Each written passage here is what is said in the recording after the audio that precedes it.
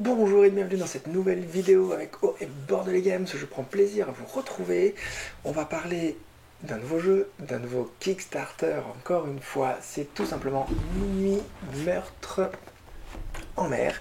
Un jeu en enquête immersive de Alain Lutringer, 12 ans et plus, de 2 à 6 joueurs et des parties de 60 à 90 minutes, édité par Multiface Édition. C'est un jeu qu'actuellement vous voyez effectivement sur mon compte Instagram. J'en ai présenté, il y en a un concours pour gagner un pledge. Un pledge, c'est effectivement le fait de participer en fait à la campagne de financement participatif pour recevoir un jeu.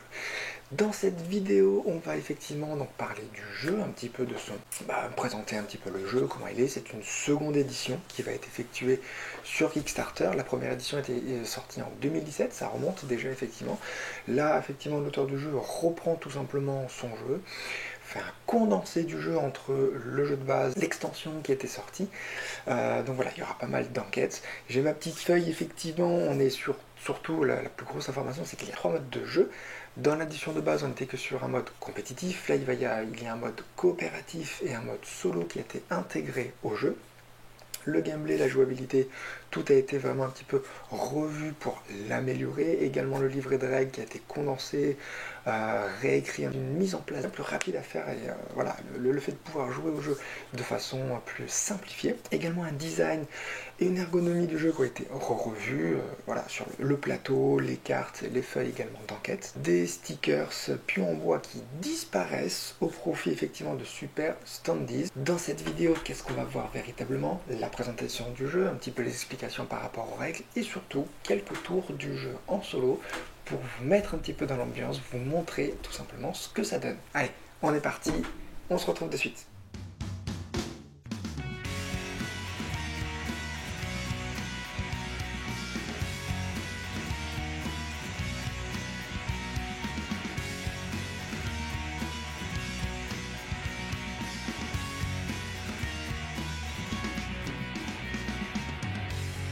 Et nous revoici donc avec la mise en place du jeu. Donc voilà, comme je vous l'expliquais, on va un petit peu présenter le jeu, présenter un petit peu donc voilà tous les éléments qu'il y a en jeu, le plateau, tout ce qui va avec, et effectivement après donc les différents modes de jeu, sachant que le jeu de base, comme je l'ai bien expliqué, c'était un mode compétitif uniquement, et là on a rajouté donc deux nouveaux modes de jeu, qui est le mode compétitif et le mode solo, sachant que le mode coopératif, pardon, et le mode solo, sachant que le mode compétitif a lui aussi été un petit peu remanié effectivement par rapport à la version d'origine de 2017. Donc au niveau du matériel, j'ai un petit peu mis en place, on va enlever la boîte, hop là, c'est parti. Comme on le voit, Minuit Meurtre en mer, donc dans tous les cas, on a effectivement, hop là, tout le plateau du jeu. Donc je le dis aussi, on est sur une version véritablement prototype, qui n'est pas réalisée en plus par le fabricant, donc on est vraiment sur quelque chose qui est fait avec des éléments de la première édition. Voilà, ne vous attardez pas effectivement sur le jeu lui-même, il y aura pas mal de choses qui vont changer, même s'il y a déjà des choses comme les standees, on voit les standees qui sont arrivés alors qu'avant on était sur des tokens en bois. Donc Minuit Meurtre en mer, on l'a dit, c'est un jeu d'enquête, immersif. Ce que j'apprécie énormément, c'est ce côté effectivement qui va reprendre les codes de détective, Sherlock Holmes détective conseil, puisqu'on va avoir effectivement les livrets. Donc on a 2 livrets. Normalement, dans la version Kickstarter, il y aura effectivement un livret supplémentaire, un livret blanc, qui ne sera pas donné après dans ceux qui auront le jeu.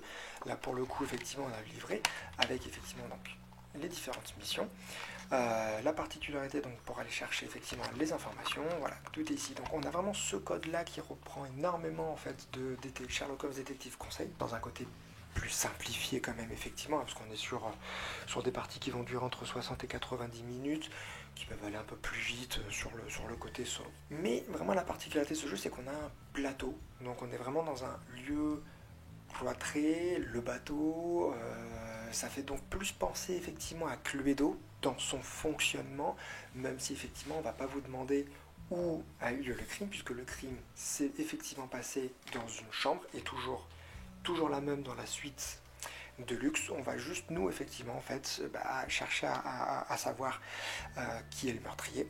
parmi les différents suspects, le mobile. Donc véritablement pour quelle raison il a tué. Ça peut être voilà, accident pour honneur, par chantage, jalousie, compassion, secret, dette, vengeance, enfin énormément de choses quand même qui sont bien répertoriées.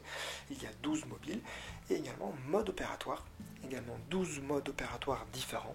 Donc là effectivement ça peut être égorgement, chute, étouffement, coup de feu, coup porté, noyade, drogue, strangulation, enfin il y a vraiment pas mal de choses. Chaque enquête est véritablement en plus différentes les unes des autres. Pour le coup, maintenant j'en ai fait peut-être 3 ou 4. Et véritablement, chaque enquête est différente. On ne va pas enquêter de la même façon. Donc le plateau se présente de telle manière que tout en haut, vous avez effectivement l'explication pont supérieur, pont principal, pont inférieur, que vous allez retrouver effectivement tout simplement ici. Donc là, on est sur le pont supérieur. On va voir les cabines VIP, la suite de luxe, où là effectivement il y a eu le meurtre. Donc c'est vraiment l'endroit à aller voir. La timonerie, on va davantage effectivement avoir le capitaine qui va nous donner des petites informations. Ensuite on passe au pont principal que vous allez avoir ici. Donc tout est réparti en zones. On a de la zone 1 à la zone 10. À l'intérieur des zones on a un nom effectivement correspondant soit à une seule partie ou plusieurs parties. Là vous allez voir, la zone 4 on est sur la piscine et le piano bar, la zone 5 l'espace beauté et les boutiques, on a effectivement après le casino et le grand salon. Au point inférieur on va se retrouver avec le restaurant, les cabines passagers, l'espace des services, donc il va retrouver l'infirmerie, la tendance qui est là juste en dessous, qu'on va retrouver ici qui va être l'infirmerie, la tendance et la buanderie, et enfin la cale qui est représenté, on va dire, dans le même niveau que le point inférieur, mais qui est véritablement la cale, tout simplement. Tout en haut, effectivement, on va avoir ce qu'on voit tout en haut ici, qui est la ligne en fait du bateau. Donc on a après, en fonction de combien on joue, 2, 3, 4 ou 5, on va mettre le standees, voilà, il n'y a pas trop de lumière, le standees du bateau, effectivement, à l'endroit, on commence un petit peu avant, jusqu'au port, sachant qu'effectivement il y a eu un meurtre, et tout simplement en fait notre bateau est dérouté vers le port, le premier port pour lequel on doit aller, et voilà, ça nous donne en fait une limite de temps dans la résolution effectivement de l'enquête. On va avoir également donc des cartes. Encore une fois, ne regardez pas effectivement la qualité du matériel puisque tout cela va véritablement changer. Mais voilà, les cartes en fait elles se jouent de façon différente si on est effectivement sur le compétitif coopératif ou alors sur le mode solo. C'est les événements qui peuvent arriver, donc avec des erreurs de navigation pour le coup. On avance le navire d'une case, l'intendant, le commissaire effectivement, lui on va le mettre à certains endroits, ce qui va nous gêner effectivement dans notre investigation. Mais voilà, la mer calme, donc là c'est avancer le navire de 2 cases, donc avancer le navire de 2 cases, je te disais ascenseur en panne, et donc impossible de transiter entre les zones 1 et 4, donc voilà, c'est des événements qui vont arriver pendant qu'on joue en fait, à chaque tour de jeu, ces cartes, une carte est tirée, c'est un événement qui apparaît effectivement à chaque tour de jeu, tout simplement. Beaucoup de choses ont changé effectivement par rapport à la première version. On n'a plus le dé, c'est les cartes en fait qui jouent ce côté. Parce qu'en fait, avant on avait des cartes et un dé. Le dé était joué également dans l'investigation et puis en fonction pour le placement du commissaire. Là, c'est vraiment la carte qui font ça et on n'a plus en fait ce système de dé qui était utilisé pour l'investigation où il fallait réussir un certain chiffre ou ne pas faire justement un certain chiffre sur le dé pour ne pas réussir son investigation. Là, ça a été enlevé et je trouve ça véritablement bien plus pratique. On a 12 suspects, donc ils sont répertoriés effectivement. Donc c'est des petits standees. Donc c'est des lettres qui correspondent effectivement à un nom. Vous allez voir ça tout après. Puis après, on a effectivement nos investigateurs. Donc voilà, on en a différents. Donc là, on va avoir l'homme, donc c'est le rouge, l'homme qui est ici. On a effectivement une personne comme ça. Moi, mon personnage préféré, c'est celle-ci. Alors les gens disent Madame Doubtfire, il y en a d'autres. Enfin, c'est vrai que j'avoue qu'elle ressemble un petit peu, mais voilà, là on a les personnages. On a quasiment tout. On a effectivement après les bouées qui servent en fait à avoir des points d'action supplémentaires. On peut les racheter effectivement avec les points d'action qu'on a pour en racheter un, mais voilà, on a soit 3 ou soit 4 points d'action à utiliser dans un tour. Effectivement, si on a besoin de faire une action qui coûte un peu plus alors qu'on n'a pas assez, voilà, on peut dépenser nos bouées tout simplement pour nous aider en fait à faire quelques actions. On a également ce jeton là qui est effectivement que pendant notre tour de jeu on peut déplacer des suspects et donc effectivement une fois qu'un autre joueur voilà, à son tour juste derrière nous va jouer, ne pourra pas déplacer ce suspect là à un autre endroit du bateau. Qu'est-ce qu'on a d'autre? Oui, effectivement, la fiche, la feuille d'investigation qui est celle-ci. Alors ça c'est son côté verso qui va être plus utilisé au tout début de l'enquête quand on va lire en fait notre enquête. On va noter par exemple le nom de la victime, l'âge, ou des éléments qui nous permettent en fait de vite revenir dessus et on peut noter après d'autres choses par rapport à ce qu'on peut découvrir effectivement. Ce que je vous disais, hein, donc le suspect, donc tous les noms qu'il va y avoir, donc c'est ça l'importance, un K, parce que le K c'est Christina, le A c'est Armand, donc voilà, chaque personnage revient à chaque fois effectivement dans les enquêtes, mais il n'y a aucun passé, il n'y a aucun suivi des suspects. Je veux dire, à chaque enquête, c'est des nouveaux suspects, ils ont juste tout simplement les mêmes noms. Donc les mobiles, le mode opératoire, et à la fin, effectivement, au moment de la résolution de l'enquête, la confrontation des déductions, on a deux hypothèses. Dans la première, on note donc coupable, mobile et mode opératoire. Dans la deuxième hypothèse, il faut mettre des choses différentes de la première hypothèse. Et en fonction après, on lit tout simplement la résolution de l'enquête et on voit effectivement là on a gagné des points, tout simplement. Mais surtout, l'aspect investigation, c'est le carnet de notes qu'on va voir ici. On a effectivement donc tous les suspects, avec les possibilités donc de les interroger sur l'alibi, le témoin, enfin en tant que témoin et leur mobile. Et on a également toutes les salles, donc c'est pas répertorié par zone, mais c'est répertorié effectivement par numéro de salle, comme je disais, toutes les cabines, donc comme je vous disais dans la zone 1, qui est ici, on a de 1 à 12 les cabines VIP, ça correspond aux cabines de chaque suspect, la cabine de luxe qui est la 13, et puis après on a tous les espaces effectivement qu'il est possible d'investiguer, on va dire, voilà, de se déplacer, on fouille les lieux, on reçoit effectivement des informations. Donc où est-ce qu'on a toutes ces informations? Dans le carnet. Donc, par exemple, effectivement, si on prend, alors je pense que nous on va faire un petit début d'enquête, ça va être l'enquête numéro 13, ça va être celle-ci. Donc effectivement l'enquête numéro 13, on va la lire tout à l'heure, c'est au premier chef. Là on retrouve tous nos suspects, avec également les cabines et les endroits effectivement sur lesquels on peut fouiller sur le bateau. Et comme je vous le dis, c'est par exemple, imaginons que je veux voir la suite de luxe, alors je vais vite fait montrer mais on va pas lire. La suite de luxe, donc c'est 365, je vais dans le répertoriel, je vais dans le carnet de notes pour voir ce qui est noté, 365, je regarde, hop, j'ai l'information, et hop, je peux lire, et donc ça me donne une information.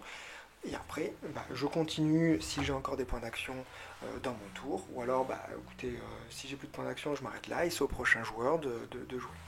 Donc voilà, véritablement, c'est ça, hein, quand je parle de Sherlock Holmes Détective Conseil, c'est d'aller chercher effectivement dans un carnet des informations. Alors, Détective Conseil est plus poussé avec beaucoup plus de dialogue, de choses écrites, là moins. Ça n'en reste pas moins une certaine profondeur au jeu. Enfin, voilà, c'est un aspect plus simplifié. Je reprends les codes, mais c'est pas tout à fait les mêmes jeux. Hein. Là, clairement, il faut le dire.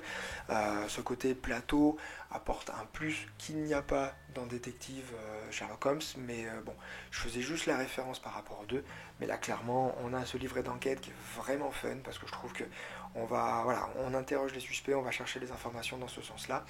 Et c'est avec ce qu'on apprend, on va avoir par exemple d'autres informations sur d'autres suspects, donc on va aller chercher les suspects, ou alors des lieux sur lesquels ils ont peut-être été vus, ou alors ils devaient être à ce moment-là dans certains lieux, on s'aperçoit qu'ils ne l'étaient pas, ils ont menti. Normalement, il n'y a que le meurtrier qui ment véritablement, les autres suspects ne mentent pas pour ne pas non plus trop vous piéger à l'intérieur, mais voilà, donc en termes de matériel, ça reste assez léger, ce qui est plutôt fun, ce qui fait que la mise en place du jeu est assez rapide, hein. Vous le voyez, vous mettez les deux plateaux, enfin encore une fois ça sera des choses qui vont changer, mais le plateau mis en place, on met les cartes, on a le petit standees pour le bateau, les suspects on les met en place. Donc là c'est une présentation pour le mode solo, on a donc le commissaire, puisqu'effectivement en solo on joue contre un adversaire qui est Simon, le commissaire du bateau, donc qui est positionné dans la suite de luxe. Et ensuite, on a les 12 suspects qui sont répertoriés entre la zone 4 et la zone 9, à raison de 2 suspects, justement, par zone. Alors après, il y a une petite règle, effectivement, qu'on ne peut pas avoir 4 suspects dans une même zone. Donc voilà, il y a des petites règles comme ça à gérer. Au niveau des modes, donc comme je le disais, le mode compétitif. Alors il y a des petites plaquettes qui reviennent. Donc là c'est les plaquettes effectivement sur la première édition qui nous expliquent avec effectivement le mode coopératif qui est ajouté. Donc dans le mode compétition, tout simplement, on joue contre un ou plus jusqu'à 6 investigateurs qui vont prendre donc 6 personnages. À tour de rôle, ça va être très simple. Donc le premier joueur tout simplement pioche un événement qui va être donc dans la pioche d'événements, puis place le commissaire de bord en fonction du chiffre qui est marqué. Donc là, pour le coup, effectivement, lettre anonyme. 6, le commissaire de bord. Donc on déplace le commissaire de bord dans la zone 6 et on lit effectivement ce qui se passe. Donc ça, c'est vraiment, je vous explique là le mode compétitif, qui n'est pas véritablement ce qui est mis en place actuellement. À son tour, chaque joueur va dépenser donc jusqu'à 4 points d'action, puis d'éventuels jetons boués, comme je vous l'ai expliqué, qui vous permettent justement de valider, de faire une action supplémentaire à ce moment-là. Puis enfin, il peut déplacer donc un suspect d'une ou deux zones en fonction du nombre, de la règle de 4 suspects maximum par zone. Les actions, donc effectivement, il y a 4 points d'action. On va y avoir des actions à 1 point et des actions effectivement à 2 points.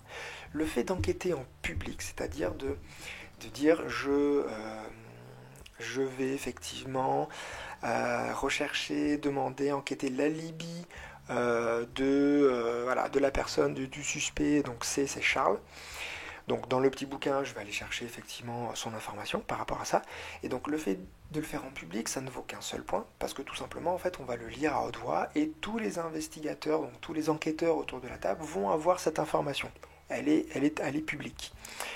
On a également une action à un point qui va donc déplacer son détective vers une zone adjacente. Donc en fait, tout déplacement vaut un point. Donc imaginons je suis, hop là, mon personnage. Mon personnage est dans le grand salon, je me déplace dans la zone 5, tout simplement c'est une zone, ça me fait un point d'action. Je veux interroger Charles, comme je l'ai dit, sur son alibi.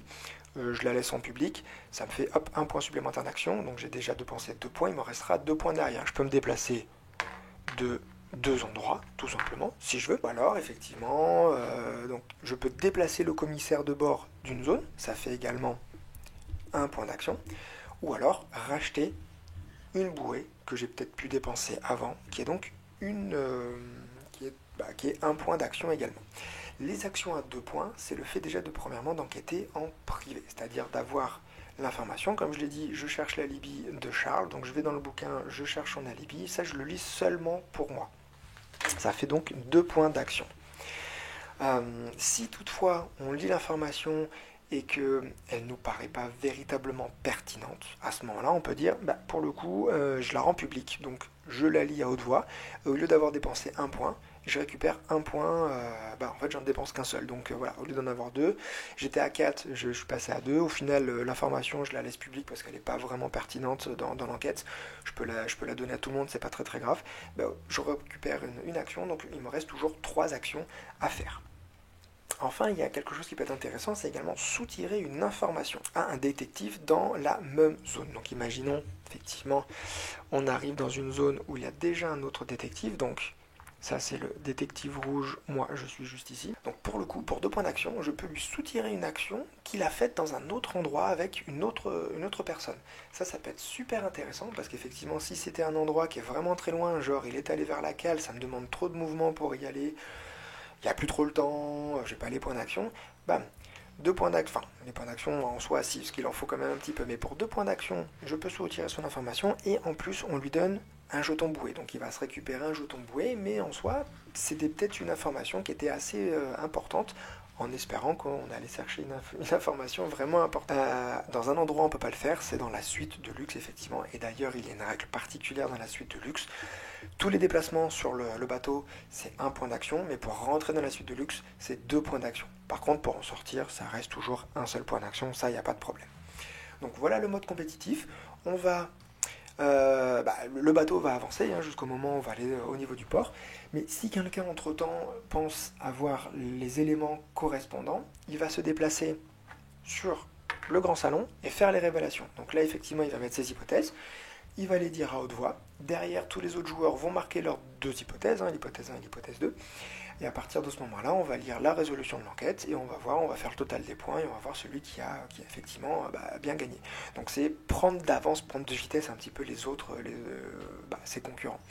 Mais effectivement, si le bateau va jusqu'au port, à ce moment-là au port c'est le dernier tour, tout le monde joue. Et là, pour le coup, après, il faut donner les résolutions, effectivement. Donc parfois, est-ce qu'on se laisse porter jusqu'à la fin parce que il y a encore des informations qu'on veut vérifier? Ça, c'est vraiment libre à vous. Le mode qui sera rajouté donc dans cette version deuxième édition qui va arriver sur Kickstarter, c'est le mode coopératif. Alors le début de manche se fait de la même façon, le premier joueur pioche un événement puis place le commissaire de bord et lit la carte, ça ne change pas effectivement.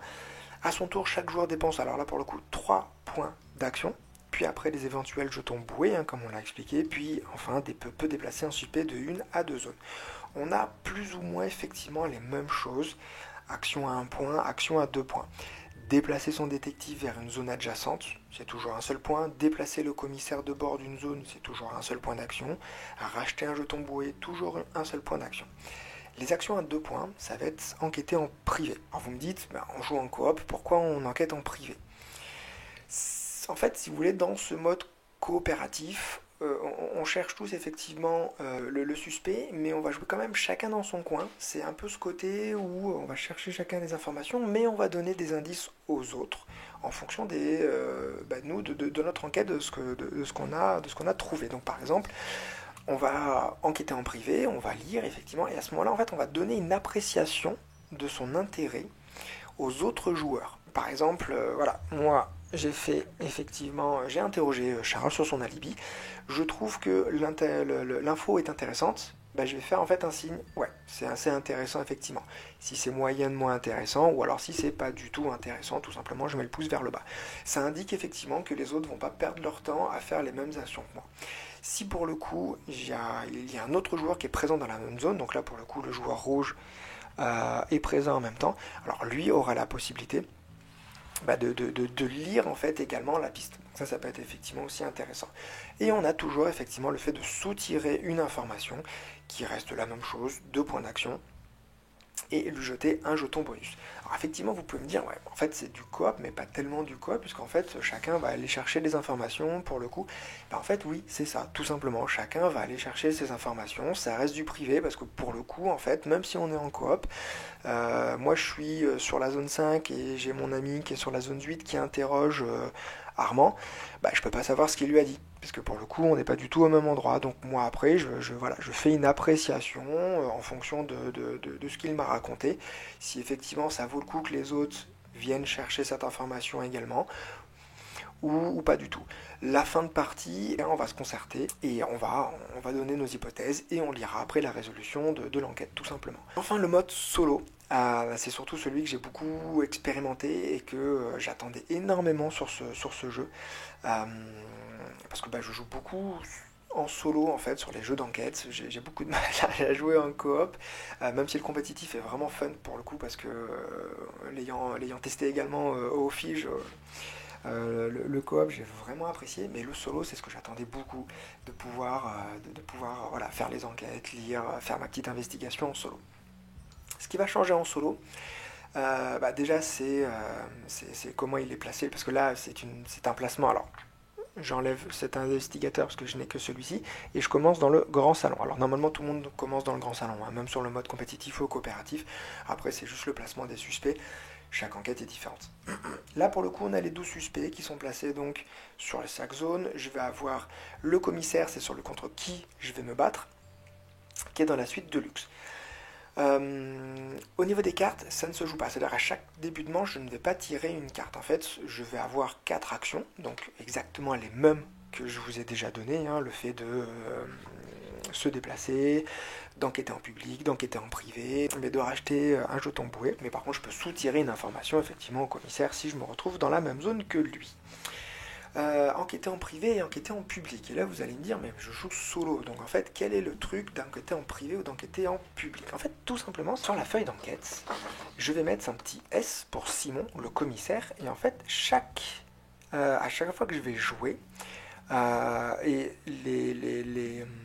quand je vais enquêter en privé, je vais tout simplement le mettre ici comme d'habitude, mais quand je vais enquêter en public, je vais mettre une croix au niveau de sa colonne, ce qui fait qu'en fait je vais lui donner une information. Et ça c'est très important, je vais lui donner une piste, c'est très important par rapport à la fin de partie. Donc moi mon tour de jeu il se fait dans ce sens là, je fais mes 4 actions, ou plus avec mes bouées comme d'habitude.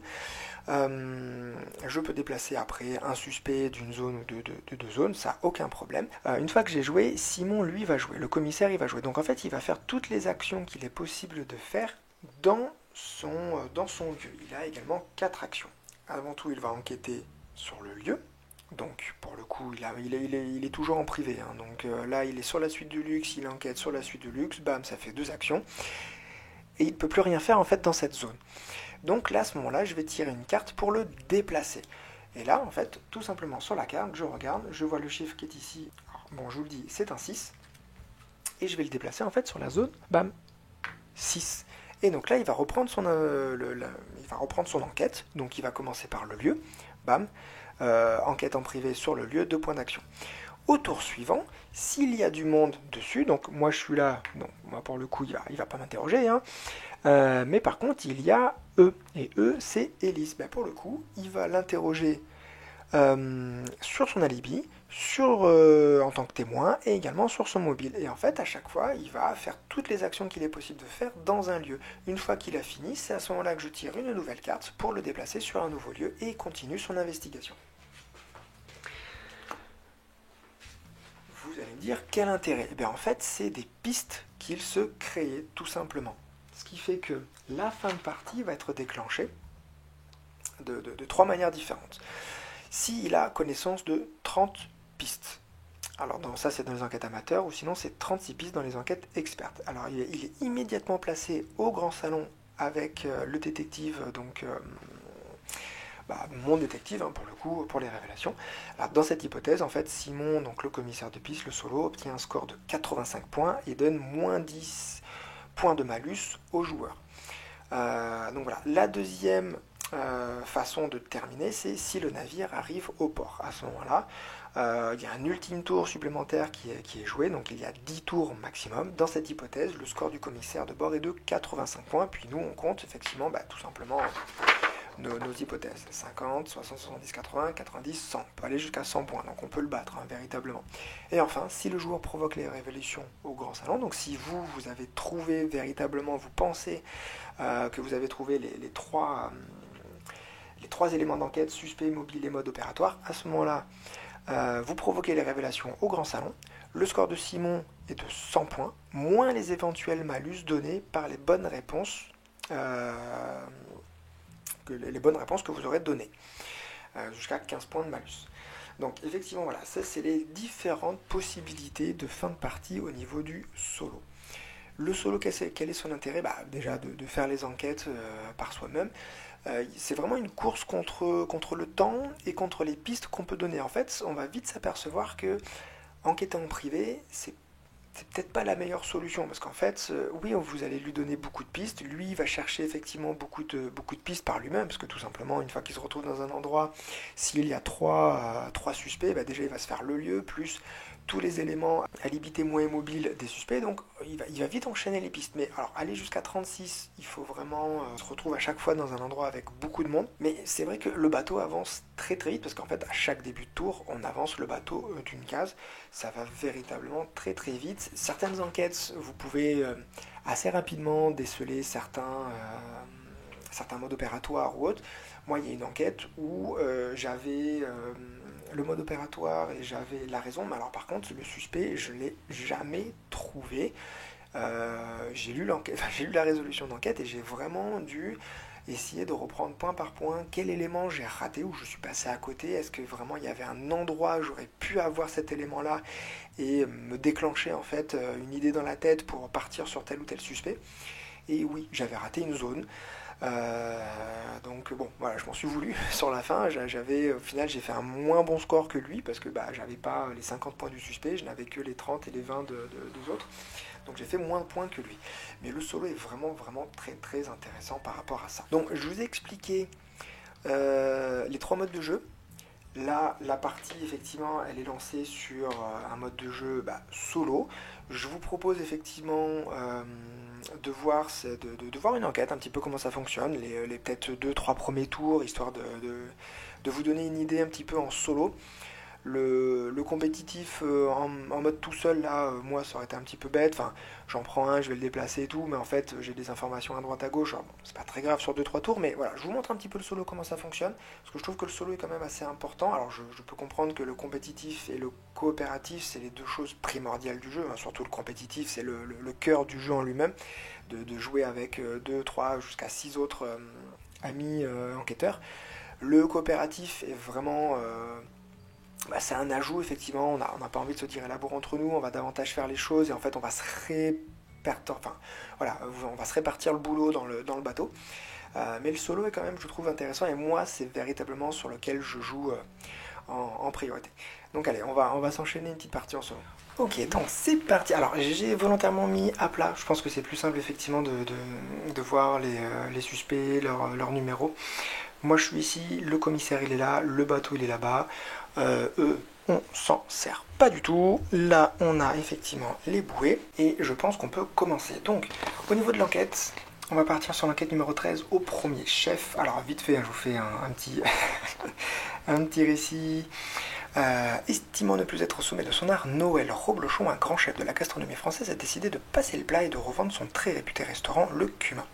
C'est un autre chef célèbre, Armand Bécasse, donc Armand, hein, donc pour le coup, tout ce qui va être en majuscule, c'est que c'est un suspect. Armand Bécasse qui l'a acquis, devenant ainsi propriétaire de 2 grands restaurants côté 3 macarons au célèbre guide Vacherin. Donc Noël Roblochon se consacre désormais à son travail de conseiller culinaire à travers le monde. Il participe également à des émissions télévisées et publie des ouvrages de cuisine. Pour célébrer sa retraite, il a invité en croisière 3 de ses confrères et amis.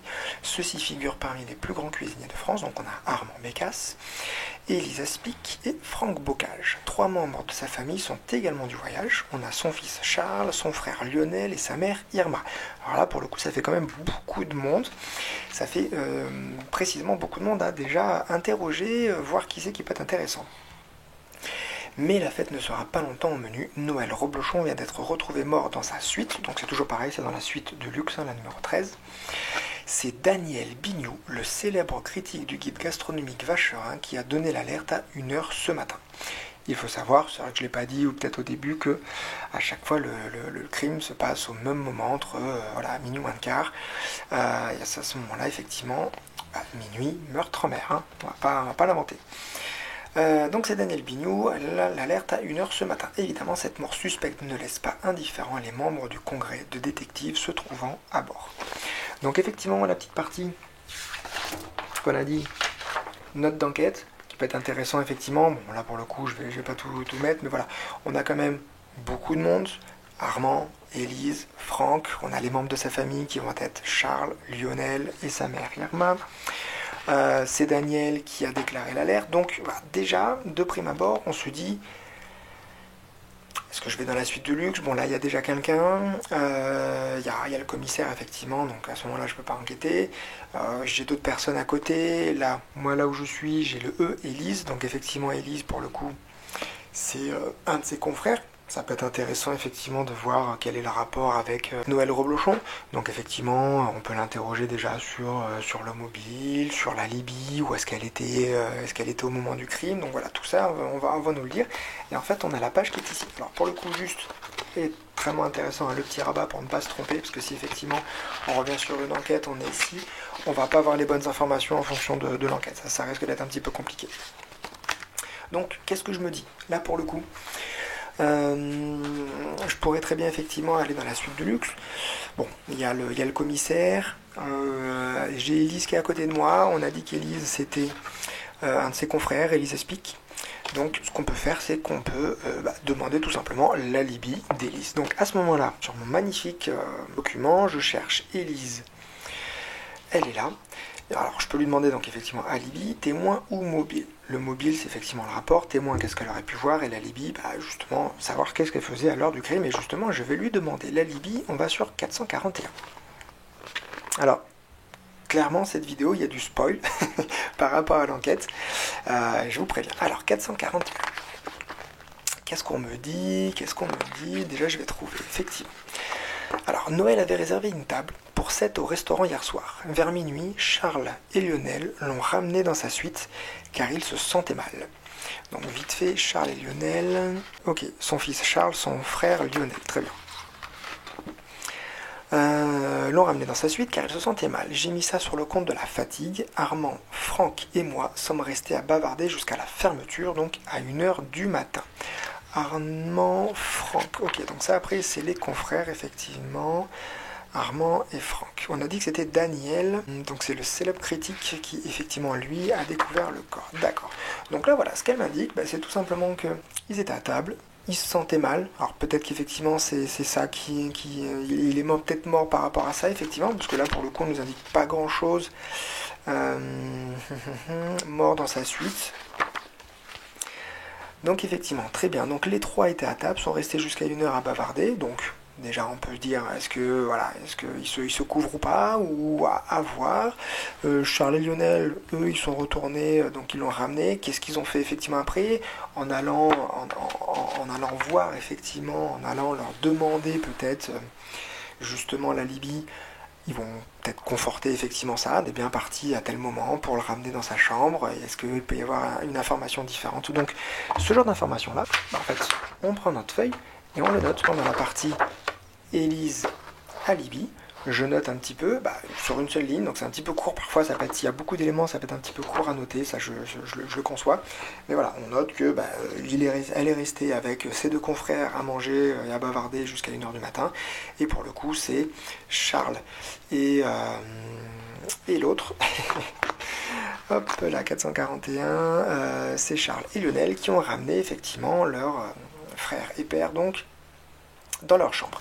Cette information-là, je peux la laisser en privé, à ce moment-là ça fera 2 points d'action, ou alors je peux la mettre en public, et pour le coup, si je la laisse en public, donc on va dire que je la laisse en public, juste pour vous montrer, tout simplement, Élise l'alibi, ça fait une piste que je donne pour Simon. Ça fonctionne effectivement comme ça. Donc, en public, j'ai un seul point d'action, parce que comme j'étais sur le moment, je n'ai qu'un seul point d'action. Ce qui peut être intéressant, c'est d'aller voir effectivement le corps peut-être. Donc là, pour le coup, il faudrait se déplacer sur les services. C'est l'infirmerie, l'intendance et la buanderie. Il y a de grandes chances qu'en fait, on ait des informations par rapport au médecin de bord qui peut nous indiquer, voilà, j'ai retrouvé le corps, effectivement, médicaments ou quoi que ce soit. Donc, un point d'action, on a dit que j'ai utilisé. Ce que je peux faire, c'est me déplacer donc de 1, ça fait 2 points d'action, 3 points d'action, 4 points d'action. Là, normalement, j'ai tout utilisé. Ce que je peux faire, c'est que j'ai mes bouées, et je pourrais très bien utiliser mes 2 bouées, 2 bouées pour avoir donc... alors, de base, je peux faire 2 bouées, parce qu'effectivement, c'est une information que je vais avoir en privé dans un premier temps. Je peux la rendre publique dans un autre temps. Si je la rends publique, je n'aurai utilisé qu'une seule bouée, tout simplement. Donc, ce qu'on va faire, je prends 2 bouées, c'est 23. Alors, hop, je reprends mon carnet. 23 que je vous montre, c'est les services et on va sur l'information 004. Donc voilà, ça fonctionne comme ça, c'est assez rapide quand même sur le mode solo, puisqu'en fait on cherche soi-même, on va réfléchir effectivement à ce qu'on va faire, mais ça reste assez rapide. 004, qu'est-ce qu'on m'indique? À l'infirmerie, alors je suis vraiment navré par rapport à la lumière, c'est très très sombre. À l'infirmerie, le médecin de bord vous confie que la victime a probablement été empoisonnée dans l'heure précédant sa mort. Mais seule une autopsie menée à terre avec des moyens plus sophistiqués pourra confirmer ce premier diagnostic. Donc on sait qu'il se sentait mal, qu'ils l'ont ramené dans sa chambre, et apparemment, ça a l'air d'être donc un empoisonnement. Alors je voudrais juste repartir sur 441 si j'avais une heure précise, vers minuit. Il a été ramené dans sa suite, et là on m'indique tout simplement... empoisonné dans l'heure précédant sa mort. Minuit, on va dire qu'à 1h du matin, il est mort. Minuit, au moment du repas, il a été empoisonné. Donc, on peut vraiment partir du principe qu'il a été empoisonné au moment du repas. À savoir qui c'est qui l'a empoisonné, là, tout est la question. Donc, encore une fois, ça, pour le coup, c'est une information que j'ai bien envie de garder en privé. Donc là, au niveau des services, je marque qu'effectivement empoisonné. Cette fois-ci, je ne coche pas la chose, c'est une information que je garde pour moi. Donc les 2 points, les 2 bouées sont effectivement, pour le coup, là, dépensés. J'ai fait toutes mes actions, je peux encore déplacer des suspects. Donc j'ai dit qu'effectivement... alors là, ça tombe bien parce que j'ai elle et D qui sont ici. Donc j'ai Daniel qui a découvert le corps. Et elle qui est Lionel, si je dis pas de bêtises, qui est donc son frère et qui a participé à le ramener. Donc je pourrais déplacer peut-être d'autres personnes. Bon là pour le coup j'ai déjà du moins à identifier, donc c'est plutôt intéressant. J'ai joué mon tour, maintenant on joue effectivement au tour du commissaire. Donc là lui il est dans la suite de Deluxe. La suite de luxe. Donc il va faire son enquête dans la suite de luxe. Hop, on coche, c'est une action à 2. Et là, pour le coup, il a tout fait effectivement dans cet endroit. Donc c'est à ce moment-là qu'on va tirer une carte. Ce qui est marqué dessus, ça ne nous intéresse pas. Par contre, on regarde le chiffre 10, il se déplace en zone 10. Vers la cale, il fait son investigation. Alors la cale, ça peut être intéressante, parce qu'il peut y avoir des informations vraiment plutôt pas trop mal. Donc dans la cale, on est tout au fond, le 24. Bam, investigation. Et là, lui, il a joué, il a fait ses 2 investigations. C'est des enquêtes en privé, ça vaut à chaque fois 2 points. Comme il a que 4 points, effectivement, il a tout fait. Donc maintenant, chose que j'ai oublié, effectivement, c'était le premier tour, on entame le bateau. Là, on arrive sur le nouveau tour. Hop, le bateau, il avance. Donc effectivement, déjà, ça va très très vite. Eh bien, écoutez, moi, à mon tour de jeu, qu'est-ce que je peux faire? Tout simplement, il y a Daniel. On va s'en servir. Daniel, c'est lui qui a découvert le corps. Si on a bien lu la chose, c'est Daniel Bignou, le célèbre critique du guide gastronomique Vacherin, qui a donné l'alerte à 1h du matin. Qu'est-ce qu'on va faire? Daniel. Donc, comme je le disais, il y a un témoin. Qu'est-ce qu'il a vu? Mobile, c'est le rapport qu'il a avec la victime. Et la Libye, c'est qu'est-ce qu'il se faisait à ce moment-là. Donc, on pourrait très bien dire, témoin, qu'est-ce qu'il aurait vu peut-être. Donc Daniel 597. On va voir ce qu'il va nous dire. Donc là, comme j'ai pas bougé, j'ai pas de points, je dépense pas de points, tout simplement, dans un premier temps, je dépense 2 points d'action pour l'enquête en privé et je vais voir si je la mets en public ou en privé. On a dit 597, c'est bien ça. Voyez-vous, Noël était le plus grand chef cuisinier français. Armand prend sa place aujourd'hui. Seule Élise reste une réelle concurrente car Franck est quand même d'un niveau en dessous. Ouais, tu m'indiques pas grand-chose quand même, mon pote. Ça, c'est une information que je peux laisser en public, véritablement. Donc là, je vais cocher, comme je l'ai dit, l'information en public, je la coche pour Simon, puisqu'au final, ça ne prend qu'un seul point et je laisse cette information en public. Je me dis que mon petit Lionel, mon petit Daniel, c'est pas oufissime ce que tu m'as donné comme information. Je vais quand même te demander la Libye. Donc effectivement, Daniel, mon critique, 0,94. On est là, Daniel, à Libye, 0,94. Je vais rechercher cette information, 0,94.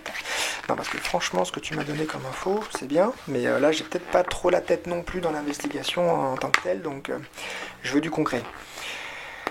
0,94, c'est d'ici. Comme il avait prévu de dîner en famille, Noël m'avait donné rendez-vous à 1h du matin dans sa suite. Nous devions achever la préparation de son interview prévue aujourd'hui au grand salon. Avant cela, j'étais à la piscine jusqu'à minuit 30. J'ai longuement cogné à sa porte avant qu'il ne vienne enfin ouvrir et s'effondre dans mes bras, la bave aux lèvres, mort. Ah, ça c'est une super information. Alors déjà, on voit qu'effectivement, il n'a pas mangé. C'est un repas de famille ou avec ses confrères, donc il n'a pas mangé effectivement.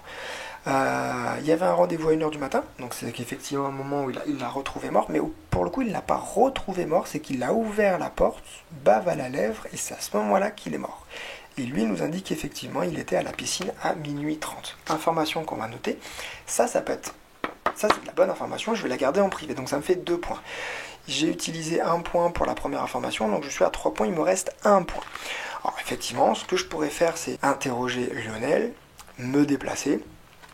Bon, ça c'est à voir. Par contre, là, dans les informations qu'il y a, je pourrais très bien me déplacer à la piscine pour confirmer effectivement, me dire que la personne qui gère la piscine a véritablement vu Daniel nager jusqu'à minuit et demi ou à peu près jusqu'à dans ces eaux-là. Ça peut confirmer effectivement ce que lui me dit. Si ça me confirme ce qu'il me dit, c'est que potentiellement c'est pas du tout lui le suspect. Par contre, si on me dit non, j'ai vu personne, ou alors la personne est partie à minuit, là, à ce moment-là, effectivement, il peut rentrer dans les suspects parce qu'il aurait menti. comme je vous le disais, une personne qui ment, c'est qu'il y a de fortes chances que ça soit le suspect. Donc voilà, on va continuer dans ce sens-là. Là, je peux me déplacer. Ensuite, après, c'est le commissaire qui va continuer son investigation. Comme je vous le disais, il était à la cale, il n'y a plus rien, donc je vais tirer une nouvelle carte pour le déplacer dans un autre endroit. Il va continuer son investigation sur le lieu, puis après sur les personnages. On va avancer petit à petit le bateau jusqu'au port, à moins que j'arrive à déceler effectivement le mode opératoire, le suspect, tout ça. Donc je vais directement dans le grand salon et je balance mon hypothèse. Mais sinon, voilà, on va continuer dans ce sens-là jusqu'à avoir tous les éléments qui corroborent, qui confirment ma théorie de fin de partie pour engranger tous les points. Voilà un petit peu comment ça se passe. Vous le voyez, il n'y a rien de compliqué. C'est de la déduction, c'est de la lecture d'informations, c'est de ne pas partir n'importe où, parce qu'au final, le bateau se déplace très très rapidement, et de se dire vers quoi je vais. Les personnages, c'est vraiment primordial, bien entendu, de les interroger, parce que c'est eux qui vous donnent effectivement de grosses informations de ce qu'ils ont vu, de où ils étaient, mais les lieux sont très, je leur dis, très importants, puisqu'effectivement, un lieu, on ne vous mentira jamais. C'est-à-dire que si une personne vous dit j'ai nagé de tel moment à tel moment, vous allez à la piscine effectivement et on vous dit non, j'ai vu personne, ou la personne est partie à minuit, elle était un peu pressée. Voilà, ça vous donne des grosses informations. Alors sur une autre enquête, j'avais un truc qui n'avait rien à voir. La piscine, c'est le chef de la piscine, ou je sais plus, un intendant de la piscine m'avait dit j'ai retrouvé un sac en plastique avec un scarabée à l'intérieur.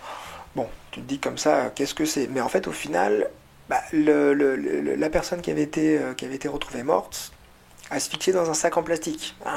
Voilà, il y a des petites informations comme ça qui vous disent que, en fait, à qui appartenait ce sac, pourquoi il y avait un scarabée dedans, d'où ça sort en fait. Et c'est comme ça qu'on fait nos déductions, qu'on va retracer des lignes entre des informations pour avancer dans l'histoire et pour se dire non, je veux interroger telle personne, tiens, telle personne me donne cette information, je vais la garder en privé. Ça me fait 2 points, certes, mais dans un mode compétitif, ça va forcer les gens à aller chercher eux-mêmes les informations. Dans le mode solo, c'est pour éviter de donner un grand nombre de pistes, parce qu'en soi, l'information en elle-même pour le joueur solo, il n'en a rien à faire, vous jouez en solo. Alors, vous pouvez jouer en solo à plusieurs également, ça, il n'y a pas de problème par rapport à ça. C'est-à-dire, vous êtes plusieurs, en fait, c'est un coopératif solo, on va dire. Mais là, ce qui m'amène à vous dire qu'en compétition, quand vous jouez le mode compétitif, il faut véritablement bien faire attention et bien regarder les gens qui jouent autour de vous par rapport aux informations qu'ils vont lire, par rapport là où ils vont aller en fait. Une information, ils la tiennent en privé. Est-ce que c'est du bluff ou alors est-ce que c'est une vraie information très très intéressante? Et en fait, il ne faut pas se tourner les pouces au moment où c'est pas votre tour de jeu, à réfléchir à effectivement ce que vous allez faire. Il faut bien écouter. Si les informations, ils les laissent en public, bien l'écouter, parce qu'effectivement c'est des informations qui sont capitales, parce que vous n'allez pas après vous derrière repasser par derrière pour s'apercevoir que l'information est pas ouf, et au final on vous l'a déjà dit mais vous n'avez pas écouté, ça c'est tant pis pour vous. Mais c'est surtout que en fonction de l'information qu'il va avoir, s'il a les yeux qui brillent, d'accord. Là, oui, effectivement, la réaction des gens, c'est ça qu'il faut vraiment percevoir en fait dans ce jeu, et c'est ça qui est vraiment très très bon. C'est que quand vous jouez en compétitif, c'est de la compétition pure et dure du début à la fin, véritablement. Faut vous inspectez, votre façon de jouer, enfin, ce que vous voulez faire dans votre investigation, mais en même temps, c'est de la déduction et c'est de l'interrogation des autres joueurs qui jouent avec vous pour savoir si une petite information, elle a l'air pas trop mal, et je vais me rapprocher, bam, je soutiens l'information, ou alors moi-même j'y vais pour aller chercher le truc, et c'est là, en fait, soutirer une information, quand la personne est allée chercher dans la cale ou dans la partie des services en zone 9 une information qu'il a gardée en privé, qui aurait pu être plus fun, et qu'à un moment vous vous retrouvez avec lui dans une zone, en zone 4 par exemple, bam, vous soutirez l'information, ça vous évite de faire un gros déplacement et de perdre sans doute un tour à aller chercher des informations à cet endroit-là. Donc véritablement ça c'est très très important. Et le jeu tourne vraiment très bien. Alors, un petit regret, c'est qu'à un moment en fait en solo, il y a une carte, pour le coup, un numéro qui vous place dans la cabine, dans la zone 1. Là en fait le commissaire il perd son temps en fait dans cette zone 1, c'est-à-dire que alors oui ça peut vous gêner effectivement, mais pour le coup il va faire son enquête de la cabine 1 à la cabine 12. sachant que c'est 2 points par enquête, donc 2 cabines pour un tour. Deuxième tour, 2 cabines supplémentaires, voilà. En fait, il va perdre plein de tours, là, tout simplement. Après, vous êtes tranquille, vous pouvez interroger n'importe qui. Bon, voilà, c'est peut-être le point sur le moment. Alors, si vous tombez dès le début, pour le coup, il va passer son temps. En milieu de jeu, il va passer son temps. Voilà, c'est un peu je me suis retrouvé 2-3 fois avec ça en partie. C'est un peu bête, comme si le commissaire, en fait, il buguait dans une zone. Bon. Pas très très grave, mais en soi, le jeu en lui-même est vraiment fun. Les enquêtes, j'ai adoré. Il y a énormément d'enquêtes différentes. Alors pour le coup, j'ai qu'un seul livret d'enquête, E11 à E20. Dans le jeu de base, il y en avait 2, je crois. Il y en avait une 3e après, parce qu'il y avait une extension également qui était sortie. Dans le Kickstarter qui est prévu, comme je vous le disais, il y a 2 livrets d'enquête, plus un 3e spécial pour les gens dans le Kickstarter, enfin qui vont pledger le fait de participer au financement du jeu. Et encore une fois, là le jeu n'est pas définitif véritablement, mais véritablement j'adore le jeu. Enfin, moi je l'avais découvert avec les vidéos, comme je vous le disais, de Yandrev. J'ai redécouvert encore une fois avec les jeux de Chap également qui en parlent.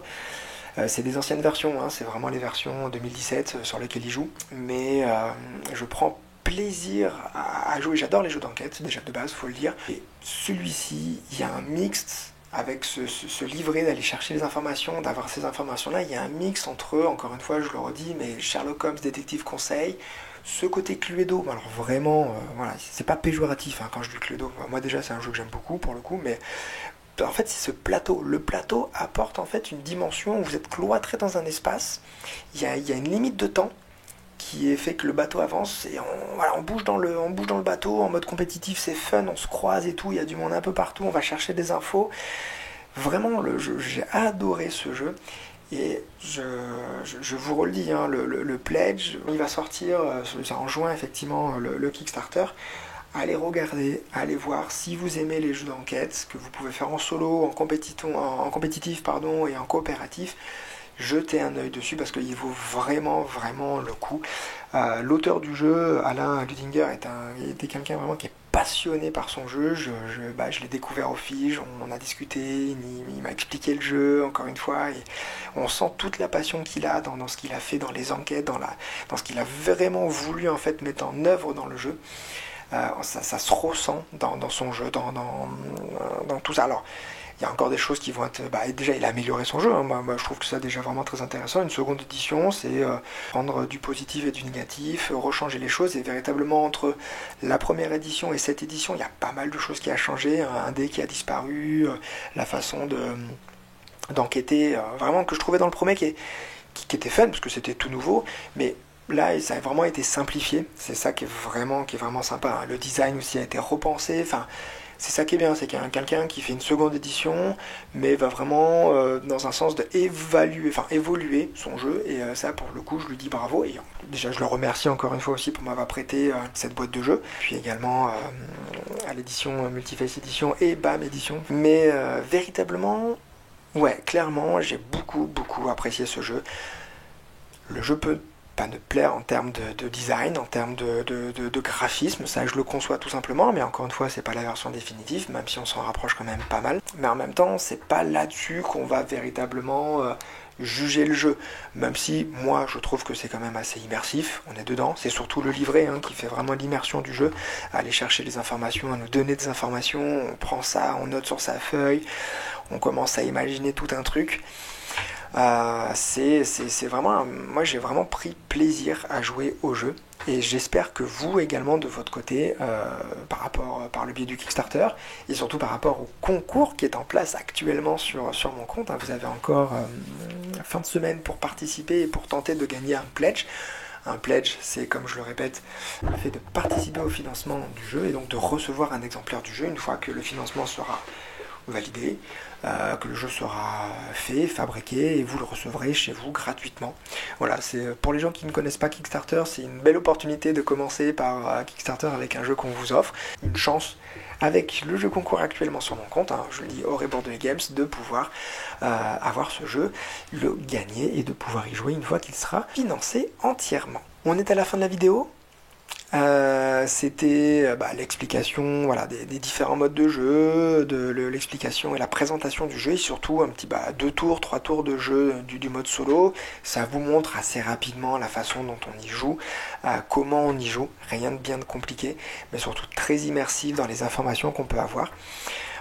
Pour moi, c'était un grand plaisir de faire cette vidéo sur ce jeu que je connais depuis maintenant 3-4 ans et qui me trottait toujours derrière de la tête. Donc voilà, je l'ai, j'y joue, là je fais toutes les enquêtes avant de le redonner. Encore une fois, merci de m'avoir suivi jusqu'au bout de cette vidéo. Merci à ceux qui sont toujours là, qui sont jusqu'au bout, qui commentent, qui partagent, qui like, qui s'abonnent également à ma chaîne, ça me fait toujours plaisir. Et puis surtout, petits commentaires, hein, véritablement avoir des commentaires, je les lis, je les like et je réponds derrière, ça me fait vraiment plaisir d'avoir vos retours. Donc écoutez, on a fait le tour. Je vous remercie encore une fois. Nouvelle vidéo, prochaine vidéo, je sais pas trop encore ce que ce sera. Sans doute peut-être un jeu, encore un jeu solo, je vous dirais. Ou alors, c'est plus facile de faire du solo pour moi, hein, tout simplement en vidéo. Mais voilà, je sais pas trop encore. Arkham Noir ou peut-être Cloud Age de chez Mataco, on verra bien. En tout cas, c'était Minuit Meurtre en mer. Le jeu d'enquête immersif édité par Multiface, édition de Alain Lutringer. 12 ans plus, de 2 à 6, 60 à 90 minutes. Actuellement sur mon compte Instagram pour gagner un pledge. Je vous le répète, il sera en financement participatif sur Kickstarter en juin. Ça arrive très vite. Sur ce, je vous dis à la prochaine. C'était Auray Bordel Games. Allez, salut tout le monde. Bye.